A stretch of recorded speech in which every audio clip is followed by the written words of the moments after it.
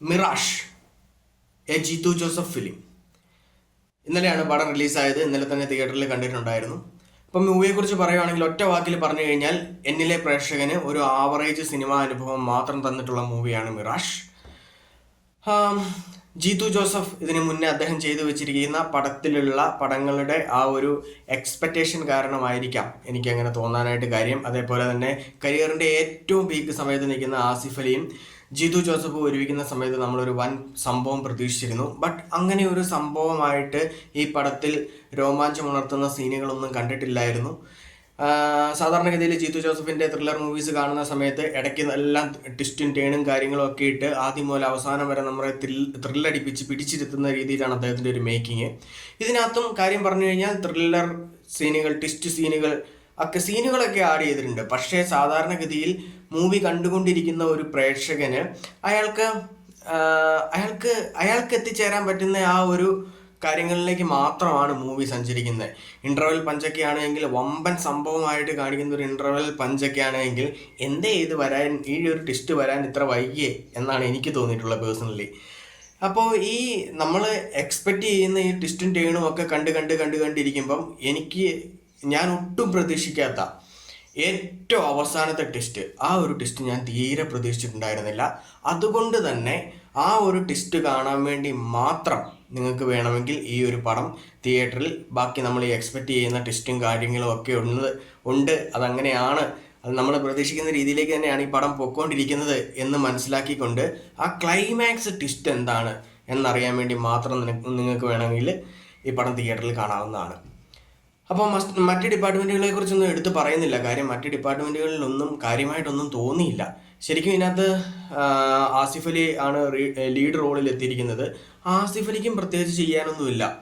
അതിനേക്കാൾ screen space കൂടുതലുള്ളത് അപർണയ്ക്കും Hannah Reji കൊശിയുണ്ട്, പുള്ളിക്കാരിക്കുമാണ്. അവർ രണ്ടുപേരും അവരുടെ കൂട്ടത്തിൽ നടക്കുന്ന ഒരാൾ അതേ ഉള്ളൂ ആസിഫ് അലി. ആസിഫ് അലിക്കും പ്രത്യേകിച്ച് ഇതിനകത്ത് ഒന്നുമില്ല ചെയ്യാനായിട്ട്.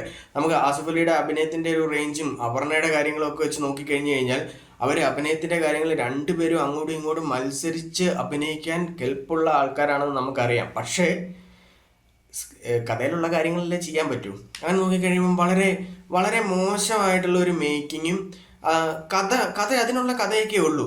ഇതിൻ്റെ പോസിറ്റീവായിട്ട് എനിക്ക് ഏറ്റവും കൂടുതൽ തോന്നിയ ഒരു കാര്യം ഈ ഒരു കഥയ്ക്കിട്ടിരിക്കുന്ന, ഈ ഒരു സിനിമയ്ക്കിട്ടിരിക്കുന്ന പേരാണ്. എന്തുകൊണ്ട് ഈ കഥയ്ക്ക് ചേരുന്ന ഒരു പേര് തന്നെയാണ് മിറാഷ്, മരീചിക എന്ന് പറയുന്ന ഈ ഒരു സംഭവം. ശരിക്കും പറഞ്ഞു കഴിഞ്ഞാൽ ആ പ്രതിഭാസം നമ്മളിപ്പം യാത്ര ചെയ്യുന്ന സമയത്ത്, റോഡുകളിലൂടെയൊക്കെ യാത്ര ചെയ്യുന്ന സമയത്ത് നമുക്ക് റോഡിന് ഫ്രണ്ടിൽ കുറച്ച് വെള്ളം കിടക്കുന്നതായിട്ടൊക്കെ തോന്നാറുണ്ട്. പക്ഷേ അടുത്തേക്ക് എത്തുന്ന സമയത്ത് അയ്യോ അവിടെ വെള്ളം ഇല്ലായിരുന്നു, കുറച്ചുകൂടെ അപ്പുറത്താണ് എന്നുള്ള രീതിയിൽ തോന്നും. ഈ ഒരു പ്രതിഭാസത്തിനെയാണ് നമ്മൾ മരീചിക അഥവാ മിറാഷ് എന്ന് പറയുന്നത്. അപ്പം ഈ കഥ എന്ന് പറയുന്ന ഒരു സത്യം അവരൊരു സത്യം അന്വേഷിച്ചുകൊണ്ടിരിക്കുന്നു. അപ്പം ഒരു സ്ഥലത്ത് ചെല്ലുന്ന സമയത്താണ് ഇതല്ല സത്യം, ഇതല്ല സംഭവം എന്ന് മനസ്സിലാകുന്നത്.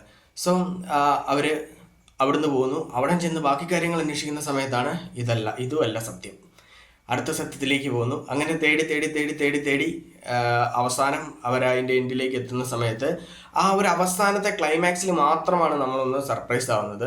പിന്നെ ഇതിനകത്ത് അഭിനയിച്ചിരിക്കുന്ന ആൾക്കാരൊക്കെ ആണെങ്കിലും ഹക്കീം ഷാ ഉണ്ട്.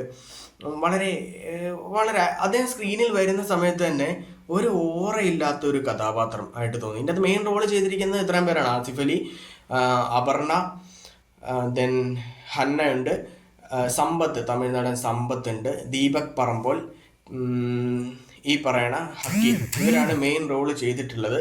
പിന്നെ ബിഗ് ബോസിലെ കഴിഞ്ഞ സീസണിലെ റണ്ണറപ്പ് ആയിട്ടുള്ള അർജുൻ അത്യാവശ്യം സ്ക്രീൻ സ്പേസ് ഉള്ള ഒരു റോൾ ഇതിൻ്റെ അത് ചെയ്തിട്ടുണ്ട്.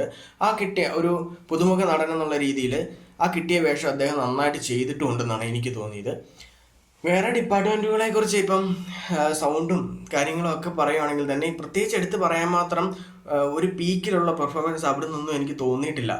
ചില സമയങ്ങളിൽ ഇതൊരു ജീത്തു ജോസഫ് മൂവി അല്ലേ എന്ന് തന്നെ നമുക്ക് തോന്നും.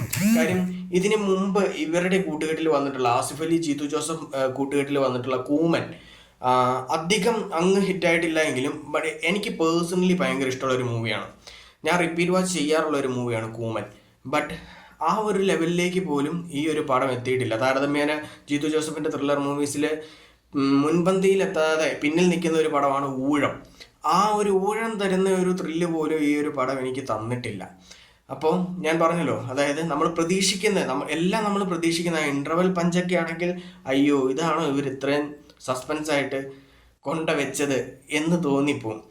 അപ്പോൾ എന്താ ഇത് വരാൻ വൈകി, ഈ ഒരു ട്വിസ്റ്റ് എന്താ കാണിക്കാൻ വൈകിയേ എന്ന് തോന്നുന്ന രീതിയിലുള്ള ഒരു ട്വിസ്റ്റാണ്. അപ്പോൾ ഈ ഒരു പ്രെഡിക്റ്റബിൾ ആയിട്ടുള്ള ട്വിസ്റ്റിനെല്ലാം ശേഷം നമ്മൾ പ്രതീക്ഷിക്കാത്ത ഒരു ക്ലൈമാക്സ് ട്വിസ്റ്റ് ഉണ്ട്. ആ ഒരു ട്വിസ്റ്റിന് വേണ്ടി നിങ്ങൾക്കിത് മസ്റ്റായിട്ടും ഒന്ന് തിയേറ്ററിൽ വേണമെങ്കിൽ കാണാം. അത്ര വലിയ എക്സ്പെക്ടേഷൻ ഒന്നും ഇല്ലാതെ ത്രില്ലർ മൂവീസൊക്കെ ഇഷ്ടപ്പെടുന്ന ആൾക്കാരാണെങ്കിൽ പോയി കാണുക. നിങ്ങളുടെ അഭിപ്രായങ്ങൾ കണ്ട ആൾക്കാരാണെങ്കിൽ ഒന്ന് കമൻറ്റ് ചെയ്തേക്കുക. Thank you.